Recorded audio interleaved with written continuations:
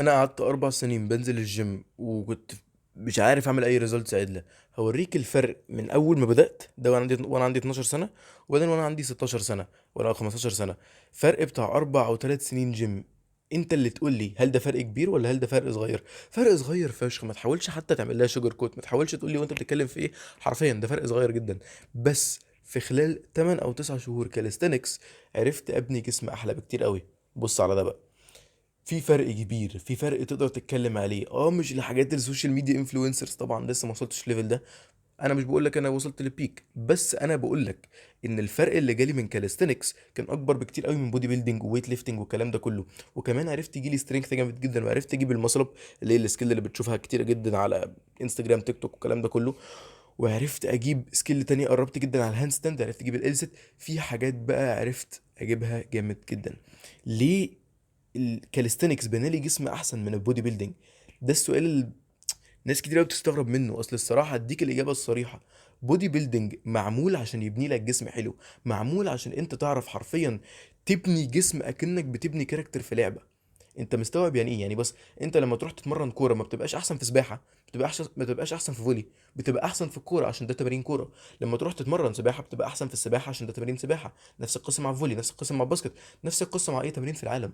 لما تروح تتمرن جيم بتعرف تبني جسم جامد جدا. ليه؟ عشان تمرين الجيم هو حرفيا معمول عشان يخليك تعرف تبني جسم احلامك بالظبط. يبقى ليه حاجه زي كاليستينكس بتبني لك جسم احلى، او ليه حاجه زي كاليستينكس بنت لي انا جسم احلى؟ وهو ده اللي انا اتكلم عليه في الفيديو ده. انا اسمي مازن احمد، وانا عايز اغير لك حياتك بكاليستينكس. انا عايز اعرف انتروديوس كاليستينكس ده للعرب، عشان انا حاسس ان هو مش معروف قوي كده. ولو انت بجد اهتميت بيه وفكرت فيه شويه هتبطل تطنشوه، وهتشوف الفرق بتاعه بجد. دلوقتي انا بقول لك انا قعدت 4 سنين بروح الجيم، 4 او 3 سنين بروح الجيم، ومع 6 ديفرنت كوتشز، ومع كل ده حصل ومعرفش، وخدت برايفت سيشنز كتيرة جدا، وبرضه الفرق كان صغير جدا. ليه؟ عشان حاجة واحدة بس. انا ما كنتش بحب الجيم. بس حرفيا يعني حته كبيره من ان انا كنت عيل صغير وكنت لسه بروح الجيم فكنت بتعلق وما اعرفش مين. بس لا، ده مش الاساسي. عشان لو انت فكرت فيها ثانيه، انا احكي لك قصه دلوقتي. اول سنه جيم خالص لما انا كان عندي 12 سنه او 11 ل 12 سنه حاجه كده، لما اخيرا كانوا كلموني وقالوا لي انت تقدر تشيل حديد، انا سني وصل كفايه، بس لازم اشترك بي تي اللي هو برايفت ترينر سيشنز يعني. اشتركت مع كوتش وقعدت اول 3 شهور جامدين جدا. انا كنت بقالي قبليها بحبه حلوين نفسي انزل الجيم. كنت بشوف فيديوهات على يوتيوب بتوع ناس ريبت بقى وسكس باكس وتشيست جامد وارمز كبيره وبنات بتموت عليهم، فاهم الكلام ده؟ فكان دايما نفسي انزل الجيم. دلوقتي بقى ما كنتش اقدر انزل عشان سني، بس اخيرا اول ما عرفت انزل دخلت مع بي تي. قعدت 3 شهور كونسيستنت جدا، ظبط الدايت، ظبط الاوقات اللي بنزل الجيم فيها، بنزل 3 مرات في الاسبوع. وده كان لحد في سني حرفيا كنت برجع العب فورت طول اليوم من المدرسه. ارجع من المدرسه افضل العب فورت فورت فورت فورت فورت. فتخيل ان انا واحد من كده راح ان هو بدا ينزل الجيم 3 مرات في الاسبوع كونسيستنتلي قوي. في فرق كبير صح؟ يعني مش فرق صغير، مش فرق تطنشه وخلاص. ده عشان انا كنت بحب الجيم، كان بجد نفسي انزله وقت طويل جدا، فاخيرا لما جالي الاوبورتيونيتي كنت كونسيستنت فيه. وبعدين بعد ما السيشنات بتاعتي مع الكوتش خلصوا، وال3 شهور بتوع الوقت بتوع السيشنات خلصوا، ابويا وامي قالوا لي خلاص بقى يلا ما تشتركش مع كوتش، انت خلاص عارف الماشينز بتشتغل ازاي، عارف الفورمات، روح اتمرن لوحدك. انا بقى دماغي يلا بقى اكستاتيك، حرفيا انا مبسوط فشخ. قلت يا عم قشطه، انا دلوقتي حرفيا هعرف اروح الجيم اعمل اللي انا عايزه. مش هيبقى في كوتش بيقول لي اعمل التمرين دي واعمل التمرين دي واعمل التمرين دي. فروحت اول يوم استعبطت شويه، قلت يا عم انا اعيش حياتي، انا ممكن اعمل اللي انا عايزه حرفيا. نزلت الجيم وعملت اللي انا عايزه وعشت حياتي اول يوم وتاني يوم، وخلال اول شهر كان جامدين قوي. تاني شهر الموتيفيشن بتاعي وقع حرفيا. ده الداون هيل بقى خلاص، بدءا من هنا كان داون هيل. يلا اول 4 5 شهور فرحه وما اعرفش مين، يلا بقى السادس شهر داون هيل داون هيل داون هيل لبقيه ال4 سنين. ليه؟ الموتيفيشن بتاعي كله تبخر حرفيا، راح. ما بقاش في حد بيزن عليا بيقول لي يلا يا مازن انزل الجيم، يلا يا مازن عليك سيشن النهارده، يلا يا مازن انت ما جيتش امبارح، يلا النهارده احنا قلنا 3 مرات في الاسبوع ولا إيه؟ مفيش حد يزن عليا، الكوتش خلاص راح، انا لوحدي. فانا بقيت ريسبونسبل، كنت لازم ابقى ديسيبليند مع نفسي انا. فاهم يعني؟ متخيل انا كنت لازم ابقى ديسيبلين مع نفسي. فاهم؟ خلاص علوية راحت. شوية بشوية قلت لنفسي انا عندي امتحانات فمش هروح اسبوعين، وبعدين بعد الاسبوعين انا عندي معرفش مين فمش عايز اروح، انا عندي بروجكت في المدرسة فمش عايز اروح. شوية بشوية قعدت السنة الكاملة ما روحتش. ومشكلة ان انا عندي عقدة في دماغي، دي ممكن تبقى مع الناس كلها يعني، بس انا بلاحظها معانا كتير، ان انا لما الحاجة بتضيع مني ببقى نفسي اجيبها اكتر بكتير جدا. اول ما تضيع مني واول ما ترجع لي بوقف اكون عايزها. يعني حاجة متخلفة، بس انا بيتهيألي دي عند ناس كتير قوي، ولو هي عندك انت هتكون بتريليت معايا في الحته دي يعني. اول ما الجيم ممبرشيب بتاعي خلص بدات اشوف فيديوهات على اليوتيوب بتاع ناس بينزلوا الجيم، وبدات اقول لنفسي على فكره ان السبب الوحيد اللي انا ما بنزلش ان انا مش مشترك في الجيم، ان الممبرشيب بتاعي خلص. فزنيت على امي السنه التانيه، قلت لها يلا يا ماما بقى نزليني الجيم، ما اعرفش مين عايز انزل، قالت لي لا انت هتكسل ومش هتنزل وبتقول لي كده كتير وما بتنزلش. قلت لها لا لا لا هنزل. طبعا عشان هي اشتركت لي، قعدت اول شهر او شهرين بنزل، وبعدين كسلت الباقي، وبعدين راح اشتركت لي 3 شهور تانيين، قعدت شويه بنزل وكسلت الباقي، واشتركت لي سنه تانيه قعدت شويه بنزل وكسلت الباقي. خد بالك في الوقت اللي انا كنت بنزل فيه ده انا كنت اصلا مع كوتشز، كان عندي حد بيفضل يزن عليا. فحتى من يعني لما غير الكوتش في الوقت ده ما كنتش ديسيبليند خالص. المهم يعني ال3 سنين عدوا وبقى شكلي وحش وما اعرفش مين. وفي مره بقى، في مره امي رضيت تشترك لي عشان اخويا كان جه من سفر، فروحنا اشتركنا مع بعض انا واخويا. وانا بقى نزلت كنت عايز اجرب تمرين اسمه كاليستينكس، ماشي؟ هو اللي انا بتكلم عليه، هو كل حاجه انا بعملها. كاليستينكس ده كله تمرين انت بتستخدم وزن جسمك وبعدين تزود على وزن جسمك باوزان تانية بعد ما انت توصل ليفل ادفانس شويه. فانا كنت جاي بلعب اول تمرينه في كاليستينكس، كنت بلعب ديبس ماشي، وبعدين لقيت واحد كوتش كده اول مره اشوف في حياتي بيقول لي انت بتعمل ايه. قلت له بقى عايز اجرب تمرين اسمه كاليستينكس، ما اعرفش لو تعرف عنه. انا طبعا فاكر ان مفيش حد يعرف عنه عشان مش معروف خالص، فاهم يعني؟ هو حاجه بدأ يتعرف على النت جامد جدا بس ما كانش معروف للعرب قوي، ما كنتش بشوف عرب بيتكلموا عليه كتير غير واحد صاحبي يعني. فقال لي اه ايه ده بجد انا كوتش كاليستينكس. انا بقى اتخضيت استغربت كوتش كاليستينكس ايه يعني، بس المهم يعني فضل يقول لي تعالى نجرب سيشن مع بعض وبعدين تشوف لو عاجبك نبقى ممكن نشترك سيشنات قدام. المهم عجبني السيشن، اشتركت 12 سيشن معاه، قعدت الشهر حرفيا ال 12 سيشن دول اتبلعوا. قعدت يعني 3 اسابيع ورا بعض بنزل 4 مرات كل اسبوع، وبس ما نزلتش يوم الخامس عشان يا اما هو قال لي ريح بجد انا محتاج اريح، يا اما كان عندي حاجه كنت مسافر ولا حاجه ما كنتش اقدر انزل بجد. وحتى لما كنت مسافر اتمرنت في السفر لوحدي، طبقت التمارين اللي هو كان بيقولها لي لوحدي في السفر. اه ما كانتش ميجر بس ده كان تشينجينج بوينت، ده كان الكلايماكس بتاعت قصه حرفيا، ده كان تيرنينج بوينت جامد جدا.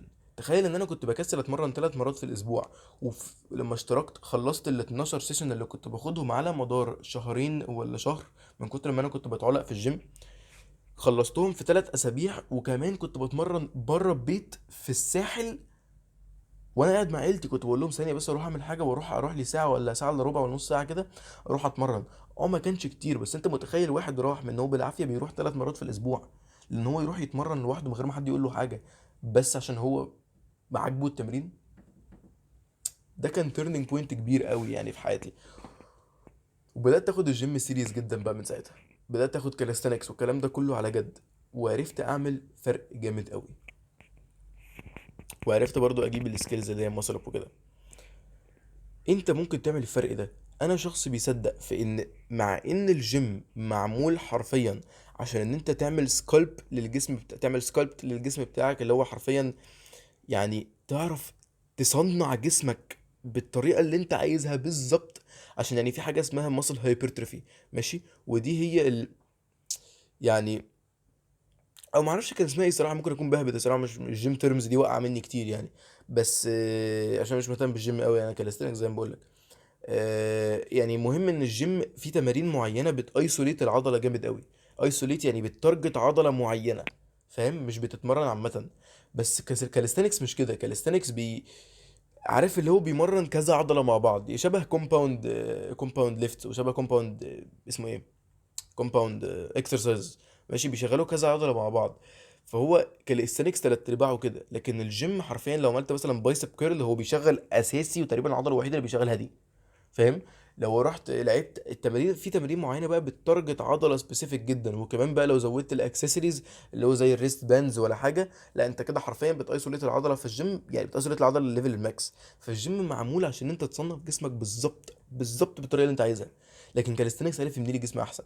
ليه؟ عشان زي ما بقول لك في اول الفيديو انا شخص بيصدق قوي قوي قوي قوي في قصه ان انت ممكن تبقى احسن من اي حد في حاجه لو انت بتحبها. فخليني اديك الخمسه بيسك اسينشال سكيلز او اسينشال اكسرسايزز لازم تعملهم عشان تعرف تتحسن في كاليستنكس وتبدا توصل للليفل وحاجات الادفانس.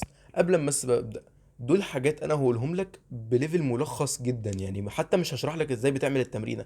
انت ممكن تعملها سيرش على يوتيوب. انا حرفيا بصور في بيتي، يعني مش هعرف اعمل لك التمرين عدل، ومش هعرف احط لك فيديو عشان لسه ما صورتش له حاجه كده. المهم، الديتيلز اللي انا هديها لك هتبقى في كوميونتي انا عاملها في الديسكربشن بتاع الفيديو ده، اسمها كالي جانج. الكوميونتي دي انا عاملها لسبب واحد اساسي. انا شايف ان انت مهما كانت اتفرجت على فيديوهات قد ايه على يوتيوب او على كورسات ولا وات ايفر، مش بتعرف تستفاد بالحاجه غير لو عندك شخص واقف قدامك دايما رايح راجع معاك، عمال يعيد الكلام معاك. وده مش اللي الكورس هيعمله. الكورس بيديك فيديو واحد ثابت، لو عندك سؤال ما بيجاوبش عليه قوي، فاهم، بتحتاج يا اما 1 اون 1 كوتشنج مع حد جامد جدا، يا اما بقى حاجه زي الكوميونتي دي. الكوميونتي دي انا شايفها جامده قوي. ليه؟ عشان انت حرفيا لو بعت على الكوميونتي مثلا، تخيل ان في 100 واحد جوه الكوميونتي كلهم برضو كاليستنكس وكده، وانت لسه دخلت الكوميونتي لسه بيسكس بيجنر، مش فاهم قوي كده. فبعت فيديو قلت يا جدعان انا مش فاهم في كاليستنكس قوي، ممكن حد يبعت لي فيديو على او ممكن حد يفهمني ازاي اعمل هاند ستاند ولا حاجه. تلاقي 3 4 ردوا عليك، قال لك اه يا اسطى قشطه، بص انت ممكن تعمل كذا كذا كذا، انا الصراحه جبتها بكذا، ويبعت لك فيديو يقول لك انا جبتها بالطريقه دي وانا عملتها بكذا في واحد. فعندك وجهات نظر غير بعض خالص. عندك واحد بيقول لك انا جبتها بادئ من الارض، انا جبتها وانا واقف، انا عملتها وانا كذا. عندك وجهات نظر كتير جدا، ودي احسن حاجه. يعني مثلا انا مهما كان انت بتعمل هاند ستاند ازاي، مثلا يعني تعالى نتكلم عن هاند ستاند. فمهما كان انت بتعمل هاند ستاند ازاي، مفيش واحده فيهم غلط. انا بعمل هاند ستاند وانا واقف، صاحبي بيعمل هاند ستاند وهو واقف، صاحبي التاني بيعمل هاند ستاند وهو قاعد على الارض، بيبقى حاطط ايديه الاتنين على الارض وبعدين بيطلع. مش غلط ولا واحد فينا غلط.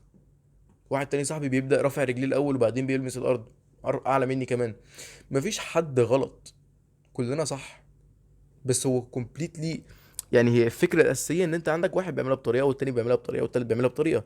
فتخيل أنت بدل ما يكون عندك فيديو واحد ثابت كورس أو فيديو على يوتيوب بيشرح لك، عندك وجهات نظر غير بعض، وعندك ناس رايحة راجع معاك. ومش بس واحد بس رايح راجع معاك، عندك 3 4. ممكن تبعت جماعه انا مش فاهم حاجه، حد يجي ممكن يفهمني الحته دي، يروح حد قايل لك شرح لك كل حاجه وبعت لك فيديو كمان، فاهم؟ يعني ايه الجمدان ده؟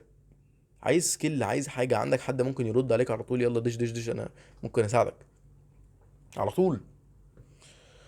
ومع ذلك انا بس عملت كورسات زياده عشان اعرف واحد اديك وجهه نظر انا، ده حاجه يعني، وعشان اعرف افيدك بالبيسكس. الصراحه برضو انت مش هتكون داخل كورس وبتسال اسئله وانت لسه مش عارف ازاي تعمل بوش ابس. في حاجات بتبقى ثابته ملهاش فورمات، مش زي الهاندستاند، مش زي المصرف، مش زي حاجات كده.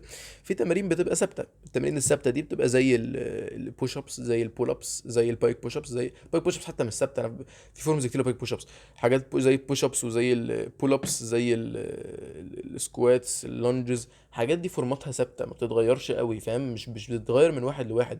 فلما اعمل لك فيديو عليها دي ماشي ممكن تستفاد فيها بيها، فاهم؟ بس فخليني بقى اديك الخمسه سكيلز البيسك، عشان انا بقالي بتكلم حبه يعني. خليني اديك الخمسه سكيلز البيسك. اول حاجه بول ابس، العقله البيسك خالص. ده بيمرنك باك. انا لما بدات الجيم او بدات كاليستانكس ما كنتش بعرف اجيب 3 عقله، كنت بجيب 2 ونص بالظبط واقع. دلوقتي انا بجيب 17 واحده. واو، ترانسفورميشن رهيب. المهم، بول ابس دي هتبقى التمارين الاساسيه بتاعت ظهرك. مش عارف تعملهم، اعملهم ببند. ما اعرفش انت ازاي ممكن تسهلها اكتر من كده الصراحه. انا بالنسبه لي كنت بعرف اعملها، وانا هعلمك اللي انا اعرفه. فبقول لك اعمل بول ابس وحاول تجيب فيلير عليها كل مره. لو انت بتعرف تجيب 3 عقله العب 3 عقله بس. اول ما تجيب مثلا 4 عقله ابدا زود وزن. في ويت بيلت ممكن تجيبه من امازون تقدر تزود وزن. مهم ممكن تزود وزن على اي تمرين انت تعملها تقريبا. تاني تمرينه، والبول ابس دي الاساسي بتاعها بتشغل ظهرك، محتاجها جامد جدا في كاليستينكس، بتحتاجها في سكيلز كتير قوي قدام. ماشي. تاني تمرينه، البوش ابس اللي قدام هتديفلوب لحاجه اسمها ديبس. ماشي. البوش ابس دي التمرينه الاساسيه اللي بتشغل التشيست بتاعك الترايسبس بتاعتك. ماشي. قدام شويه لما توصل ليفل ادفانس بتجيب 10 بوش ابس بسهوله، حاسس ان هي ايزي مش صعب، هتوصل لحاجه اسمها ديبس. الاثنين دول تقدر تعملهم سيرش على يوتيوب، بالتالي انت عارف اوريدي ايه بوش ابس يعني. بس في ناس تانية برضو بتسميها بريس ابس، فانت شوف انت عايز، ما اعرفش والله، اعمل لها سيرش هتلاقيها على يوتيوب طبعا موجوده في كل حته. وديبس برضو ده الليفل الادفانس، لو انت حاسس ان البوش ابس بالنسبه لك سهله خش على ديبس على طول. في ادي تاني تمرينه. تالت تمرينه بالنسبه لي هتبقى لونجز او جامب سكواتس. بالنسبه لي لونجز احسن.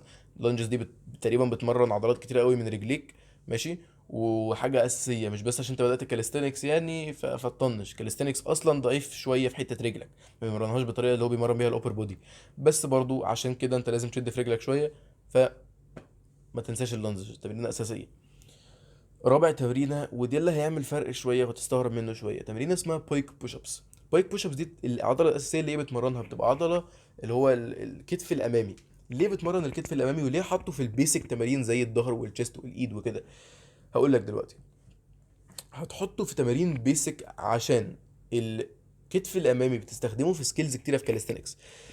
زي ما انا قلت لك الجيم معمول اساسي عشان يبني لك جسم احلامك، حرفيا معمول عشان تعرف انت تصنع جسم احلامك. كاليستينكس مش كده. كاليستينكس معمول عشان انت تعرف تاتشيف سكيلز وتجيب سترينث كبير جدا. فالفكره في ايه بقى؟ اول حته السكيلز بتشتغل على عضلات سبيسيفيك. ده مش زي بودي بيلدينج انت مش محتاج حاجه سبيسيفيك. كاليستينكس انت محتاج. فالحاجه السبيسيفيك اللي انت تستخدمها في كاليستينكس هتبقى كتفك الامامي.